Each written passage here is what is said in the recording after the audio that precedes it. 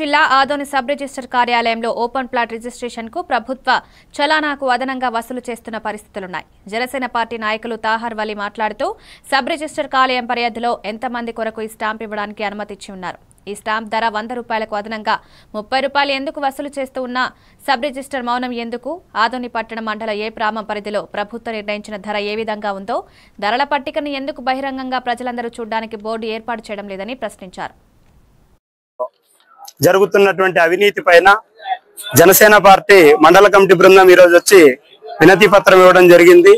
ప్రతి రిజిస్ట్రేషన్ కు అదనంగా వసూలు చేస్తున్నారని చెప్పేసి ఇక్కడ ఉన్నటువంటి రైటర్లు ప్రజల దగ్గర నుండి వసూలు చేస్తున్నటువంటి పరిస్థితి ఉంది. ఎక్కడైతే ఈ స్టాంప్ తీసుకునేటువంటి పరిస్థితి ఉందో అక్కడ కూడా 100 రూపాయలు ఈ స్టాంప్ కు 130 రూపాయలు ప్రజల నుండి అక్రమంగా వసూలు చేస్తున్నటువంటి పరిస్థితి ఉంది. దీనిపైన కూడా చర్యలు తీసుకోండి అని చెప్పేసి సబ్ రిజిస్టర్ గారికి చెప్పడం జరిగింది.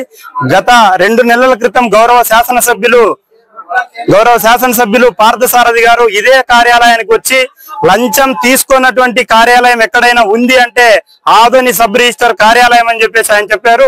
ఎవరైనా లంచం తీసుకున్నట్లయితే, ఎవరైతే రిజిస్ట్రేషన్ ఖర్చుకు మించి అదనంగా తీసుకుంటున్నట్లయితే వాళ్ళపైన చట్టపరమైనటువంటి చర్యలు తీసుకుంటామని చెప్పేసి కూడా ఇక్కడ ఆదోనిలో ఉన్నటువంటి ఎమ్మెల్యే గారు చెప్పడం జరిగింది. అయినా కూడా అది ఇంకా మానుకోవటం లేదు. ఇక్కడ ఉన్నటువంటి రైటర్ల ప్రమేయంతోనే ఇక్కడ సబ్ రిజిస్టర్ కార్యాలయంలో ఉన్నటువంటి ప్రభుత్వ సిబ్బంది అదనంగా వసూలు చేస్తున్నటువంటి పరిస్థితి ఉంది. దీని మీద వెంటనే చర్యలు తీసుకోవాలి అని చెప్పేసి సబ్ రిజిస్టర్ గారికి విషయం తెలియజేసినటువంటి పరిస్థితి ఉంది.